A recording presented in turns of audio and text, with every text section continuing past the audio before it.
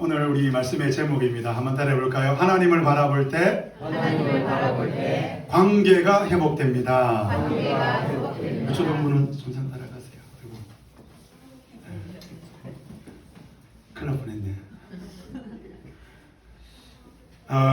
우리가 하나님을 바라볼 때 우리의 관계가 회복되어집니다.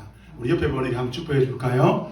하나님을 바라볼 때 관계가 회복되어집니다. 한 주간 살아갈 때 하나님을 바라볼 때 하나님과의 관계, 이웃과의 관계가 회복되어지는 신앙의 본질을 회복하는 저와 여러분 되시기를 주님 이름으로 축복합니다.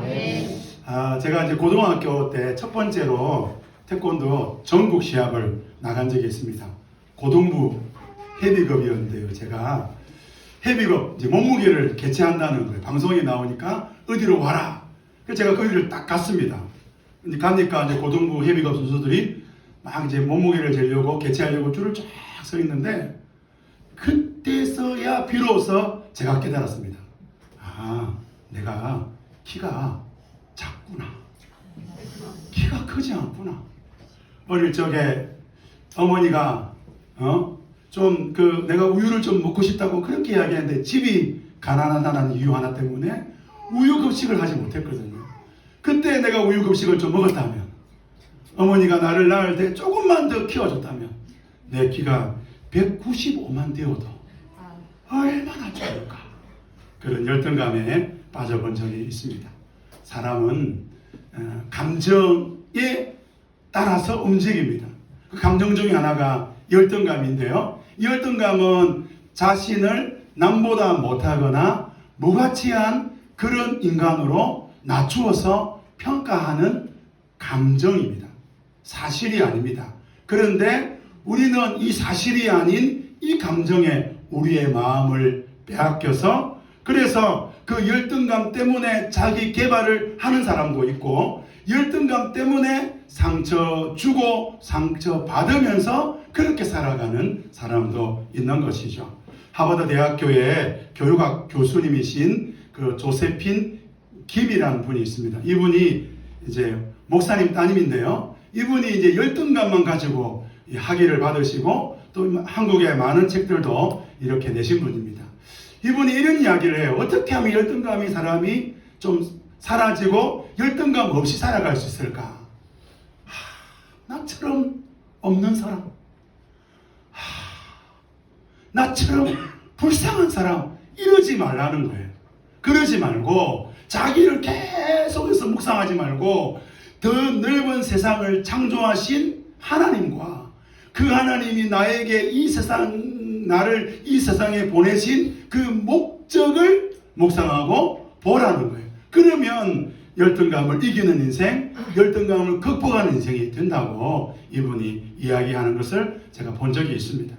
오늘 우리 주 예수님은 스스로 어렵다고 확신하며 남을 멸시하는 사람 몇에게 바리새인과 세리의 기도라는 비유를 말씀하시죠. 예수님은 이 비유를 통해 저와 여러분에게 말씀합니다. 하나님을 바라볼 때 관계가 회복된다.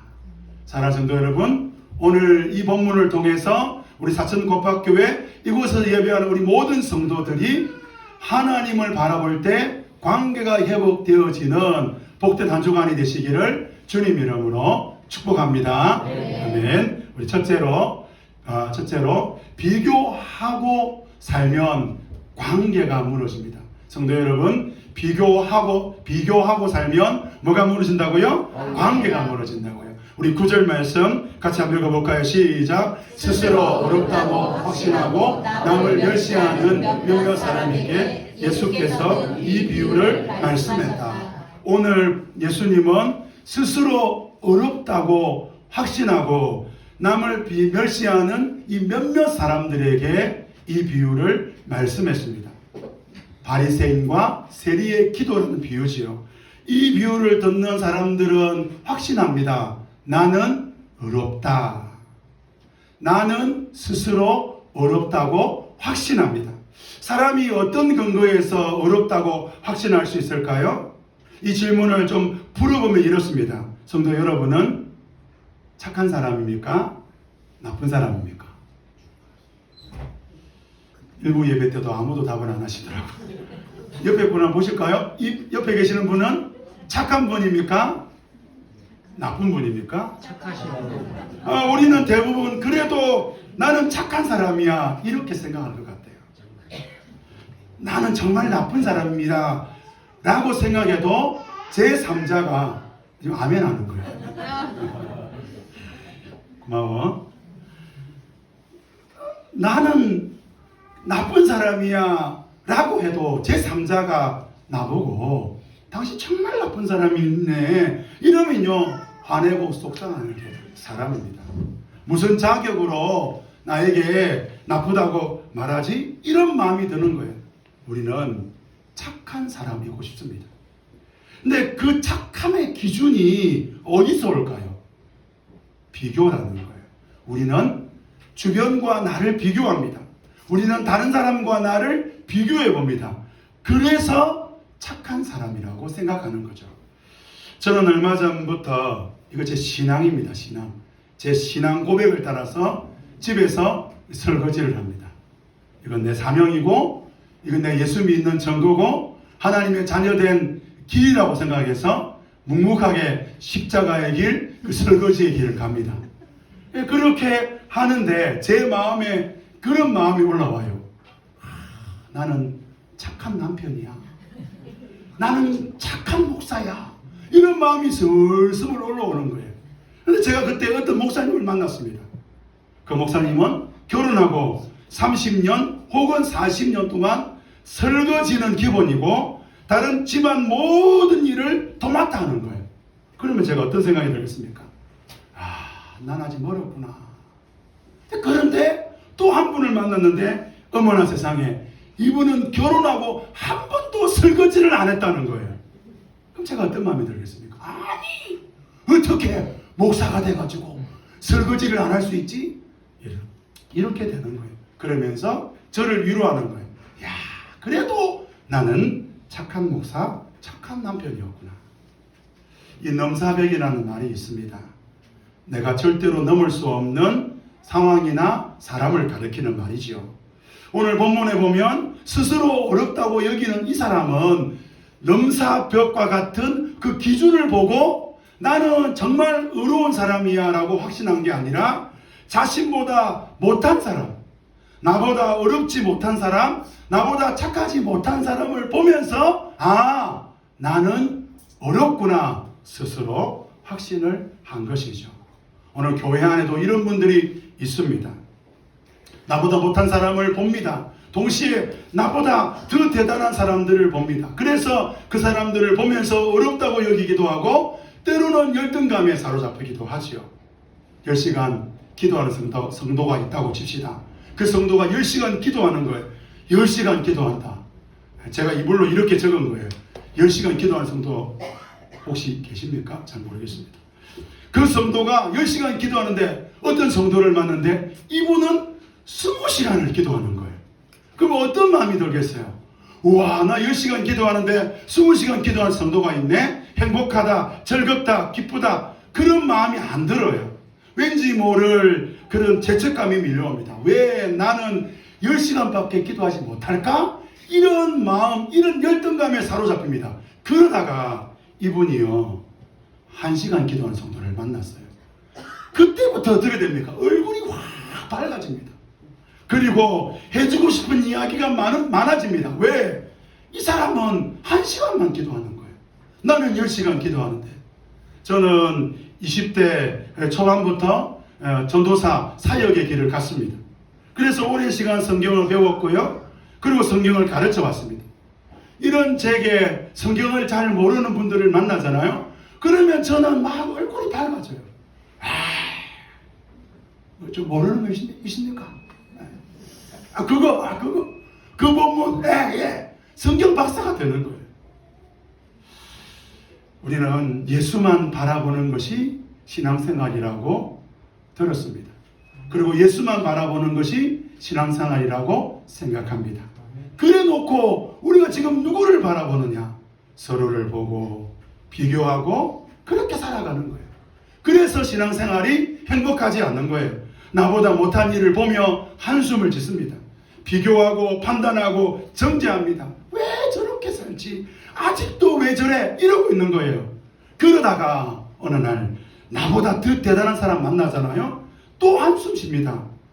남에게 했던 그 정죄와 판단과 그것들을 또 이제 누구를 향하여? 나를 향해서 봐라, 저 사람은 저렇게 예수를 믿는데 나는 왜 그래? 이러고 살아가는 거예요. 오늘 본문 9절에 스스로 어렵다고 확신하고 남을 멸시하는 말씀이 나옵니다. 스스로 어렵다고 생각하는 사람은 자연스럽게 남을 멸시하는 거예요. 스스로 어려운 사람은 비교하고 판단하고 정죄의 달인으로 살아가는 겁니다. 성도 여러분, 어떤 사람을 보면 그 사람의 잘못이 보입니까? 무엇이 문제고 어떤 연약함이 있고, 그렇다면 저와 여러분은 지금 스스로 자신을 어렵다고 확신하는 이 영적인 질병, 이 죄 가운데 있다라는 거예요. 스스로 어렵다고 확신하는 사람은 비교합니다. 비교하고 판단합니다. 판단이 되면 정죄한다는 거예요. 근데 이런 죄를 누가 가장 많이 짓느냐? 저 같은 교회 지도자가 많이 짓습니다. 저처럼 교회를 오래 다닌 사람들이 많이 짓는 거예요. 어떤 분은 그럽니다. 저는 그런 판단하거나 비교하거나 정죄하는 그 자리에서 침묵합니다. 여러분, 암묵적인 침묵은 괜찮은 것일까요? 여러분, 암묵적인 침묵도 똑같은 죄라는 거예요. 내 손에 피를 묻히지 않는다고 남의 손에 피를 묻히는 것을 그냥 본다고 해서 그것이 하나님 앞에 문제가 되지 않느냐? 아니라는 거예요. 왜요? 그렇게 암묵적인 침묵도 스스로 자신을 어렵다고 여기는 거예요. 여러분, 뒷담 하나 앞담 하나 무슨 이야기입니까? 그 사람의 이야기잖아요. 그런데 그 사람의 이야기가요, 누구 이야기로 들려야 되느냐? 내 이야기로 들려야 되는 거예요. 그래야 내가 스스로 어렵다고 확신하지 않는 사람인 거예요. 듣다 보니까 이거 내 이야기인데? 이거 내한테 하는 이야기인데? 듣지 않으려고 하는 거예요. 그래서 그 자리를 벌떡 일어나서 떠나게 되는 거예요. 그런데 자연스럽게 들어줍니다. 뭔 말입니까? 나는 스스로 어렵다고 확신한다 라는 거예요. 여러분, 이런 스스로 자신을 어렵게 한다는 이 죄는 자신을 망가뜨립니다. 그리고 다른 사람을 망가뜨립니다. 그리고 하나님과의 관계를 깨트려 버리는 거예요. 성도 여러분, 우리 결단해야 됩니다. 나는 다른 사람과 나를 비교하며 살지 않겠다. 다른 사람과 나를 비교하는 삶은 하나님을 기쁘게 할 수 없습니다. 다른 사람과 비교하며 살아가는 삶은 관계가 깨어지게 됩니다. 사랑 성도 여러분, 성령의 도우심으로 다른 사람과 비교하며 살아가는 삶을 중단하시는 복된 성도들이 되시기를 주님 이름으로 축복합니다. 두 번째로, 비교하고 살면 하나님보다 사람이 더 보입니다. 성도 여러분, 비교하고 살면 하나님보다 누가 더 잘 보인다고요? 사람이 잘 보인다는 거예요.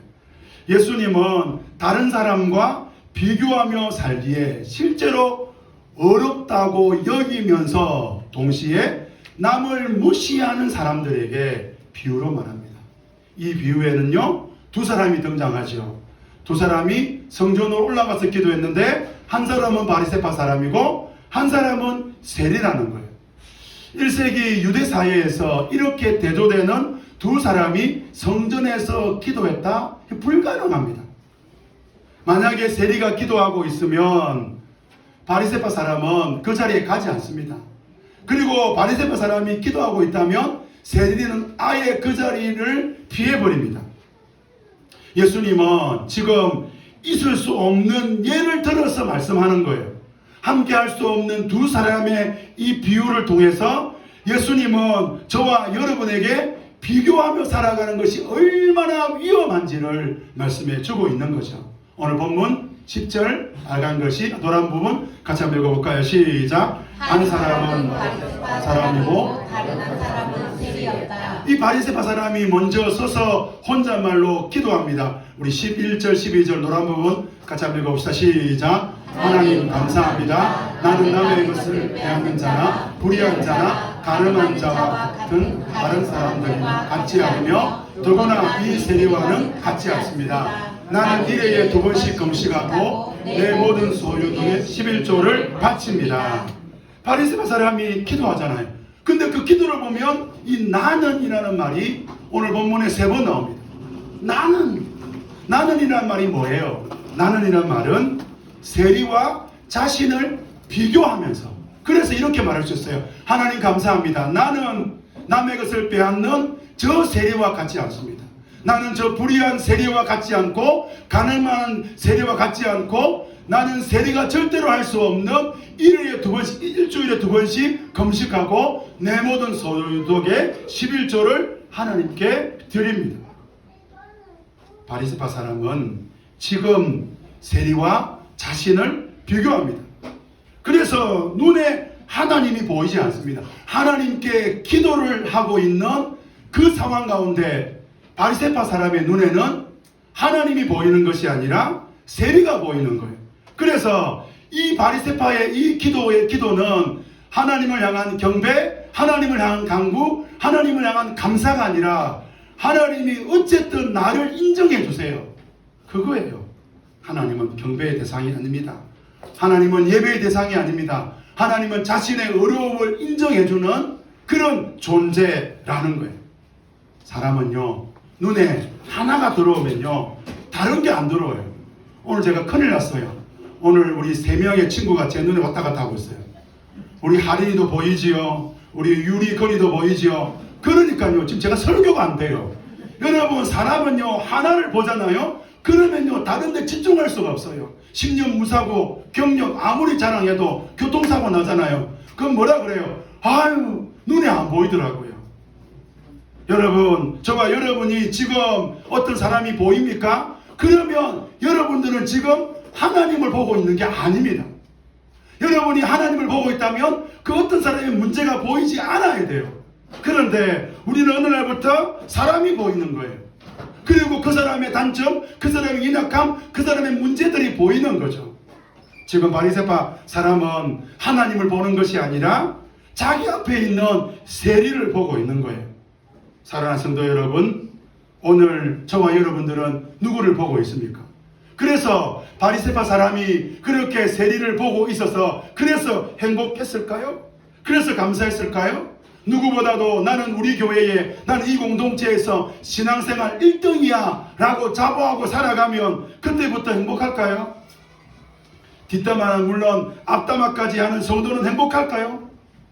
사람을 보고 사람을 판단하고 사람을 보고 사람을 비교하면 열등감에 사로잡혀 옵니다. 열등감에 벗어나는 길은 하나밖에 없어요. 오직 하나님을 바라보는 것입니다. 하나님은 우리에게 열등감을 주지 않았습니다. 남보다 못한다고 구박하지 않습니다. 하나님은 너 왜 이것밖에 하지 못하지? 그렇게 말씀하지 않습니다. 여러분 가운데 그런 음성이 들린다면 그 주님의 음성이 아니에요. 주님은 내가 너에게 신앙생활 할 수 있는 힘을 주겠다, 성령을 주겠다, 은혜를 주겠다, 능력을 주겠다고 말씀합니다. 저는 담임 목사입니다. 담임 목사로 살면 여러 담임 목사님들을 만나요. 부끄러운 고백을 좀 해보려고 합니다. 제가 다른 여러 담임 목사님들을 만날 때 언제 어깨에 힘이 들어갈까요? 1번, 저보다 목회를 잘하시는 목사님. 2번, 저보다 목회를 잘 못한다고 생각되시는 목사님. 언제일까요? 부끄럽게도 저는 저보다 목회를 잘하는 목사님을 만나면요, 괜히 서러워지고요, 답답해지고 힘들어집니다. 왜 그럴까요? 제가 지금 누구를 보냐고요? 사람을 보고 있는 거예요. 하나님은 우리에게 말씀합니다. 사람 볼 필요 없다고. 사단은 우리에게 말합니다. 세상을 보라고, 사람을 보라고. 여러분 속지 마십시오. 하나님만 보시면 됩니다. 하나님만 보시면 진짜 감사가 뭔지 알게 되고요, 하나님을 바라보게 되면 진짜 용서가 뭔지, 복음이 뭔지, 십자가의 은혜가 무엇인지 깨닫게 되는 거예요. 아멘. 300명 모이는 교회에 제가 부목사로 있을 때 일입니다. 그때 담임 목사님은 저랑 뭐 친하셨는지 모르겠지만 그냥 뭐 이야기할 때마다 자신이 300명 모이는 교회 담임 목사라는 게 컴플렉스인 거예요. 맨날 하는 이야기가 나는 한 500명쯤 1000명쯤 모이는 교회 담임 목사가 돼야 될 사람인데 이러고 있는 거예요. 그 목사님 밑에 있어서 그런지 모르는데 저는 300명은 고사하고 100명이라도 됐으면 좋겠다 이러고 있는 거예요. 사람을 보면요 행복하지 않습니다. 사람과 비교하면 열등감으로 불행해집니다. 열등감은 우울증을 가져옵니다. 열등감은 공황장애를 가져옵니다. 열등감은 만성 피로를 가져옵니다. 열등감으로 쟁취했던 그 모든 것 때문에 더 힘들어하고요. 열등감으로 쟁취하려고 했는데 가지지 못해서 어려워하고요. 우리 한국에 있는 청소년 문제, 여러분 청소년 문제를 여러분 어떻게 보십니까? 우리 청소년 문제는 두 가지 문제라고 생각합니다. 엄친 딸 때문에 문제인 거예요. 엄마 친구의 아들, 엄마 친구의 아들 때문에 내 아이와 그 아이를 비교하는 그 마음 때문에 우리 자녀 교육을 망치는 것 아닙니까? 사랑하는 여러분, 하나님은 저와 여러분에게 사람과 비교하라고 말씀하신 적이 없습니다. 사람과의 비교를 멈추고 다시 하나님을 바라보는 복된 성도들이 되시기를 주님 이름으로 축복합니다. 그렇다면 하나님만 바라본다는 게 뭘까요? 오늘 본문은 하나님만 바라본다는 말을 하나님과 자신을 비교하라고 말씀하고 있습니다. 세 번째로 하나님과 자신을 비교해야 관계 회복이 됩니다. 성도 여러분, 하나님과 누구를 비교하라고요? 자신을 비교하라는 거예요. 우리 13절 우리 노래 한 부분 같이 한번 읽어볼까요? 시작. 세리는 멀쩡히 서서 하늘을 우러볼 염두도 못 내고 가슴을 치며 하나님 이 죄인에게 자비를 베풀어 주십시오. 지금 예수님이요 바리새파 편 안 들고 세리 편 든 거 아닙니다. 바리새파 사람은 잘못했고 세리는 잘했다 그 말하는 것도 아닙니다. 예수님이 강조하는 이거예요. 이렇게 문제 많은 세리도 하나님을 바라보는데 너희는 어떻게 할래? 역설하십니다. 역설을 통한 강조입니다. 오래전 초등부 어떤 교회 여름성기학교 저녁 집회 주강사로 제가 간 적이 있는데요. 그때 제가 역설을 사용했습니다. 유치부 아이들도 말씀을 잘 듣고 은혜 받고 기도하더라. 너네들은 유치부야 초등부야 초등부야 그래 목사님이 기대가 된다. 이래가지고 제가 3시간 설교하고 2시간 기도회를 했습니다. 아무도 안 놀라시네요. 역설입니다. 역설. 예수님은 지금 말씀합니다. 세리도 하나님을 보고 있다. 세리도 하나님과 자신을 비교하며 기도하고 있다. 그래서 그 세리가 하나님을 보니까 하나님 이 죄인에게 자비를 베풀어 주십시오 라고 기도하고 있다. 예배는 하나님을 바라보는 시간입니다. 교회 공동체는 하나님을 바라보는 공동체입니다. 그래서 저와 여러분은 하나님 앞에 서야 되는 거예요. 고심교단은 그리스 말로 코람데오를 교단의 정신으로 말합니다. 이 코람데오는 하나님 앞에 서거든요. 그래서 고신대학교나 고려신학대학원에 가면 돌기둥으로 코람데오가 새겨져 있습니다. 저는 이 코람데오라는 말을 두 가지 뜻으로 생각합니다. 첫째는 하나님 앞에서 바르게 살자. 사람이 보든 안 보든 하나님이 보신다. 그거고요. 두 번째는 오늘 제가 이 본문을 통하여 강조하고 싶은 이야기예요. 하나님과 자신을 비교하며 살자는 거예요. 자신이 죄인이라는 사실을 잊지 말자는 거예요. 내가 하나님 앞에 서보니까 내가 죄인이구나. 하나님과 나를 비교해 보니까 내가 죄인이구나. 여러분 청교도들이 있는데요. 16세기부터 100년 동안 오직 하나님 말씀만 붙들고 살았던 영국과 미국에 살았던 유럽에 살았던 그런 정말 믿음의 사람들을 청교도라 그럽니다. 저는 청교도의 책들을 읽으면서 깜짝 놀라요. 정말 영성이 있고 정말 깊이가 다른 그런 성도들이에요. 정말 대단한 분들이에요. 근데 그 대단한 그 청교도들의 글들을 읽어보면 한결같은 고백을 합니다. 우리 찬송가도 나오는 고백인데요. 이 벌레만도 못한, 자기 자신을 벌레보다 못한 그런 존재로 여깁니다. 나 같은 죄인 살리신, 죄인 중에 개수죄인, 그 죄인이 누구라는 거예요? 자기 자신이라는 거예요.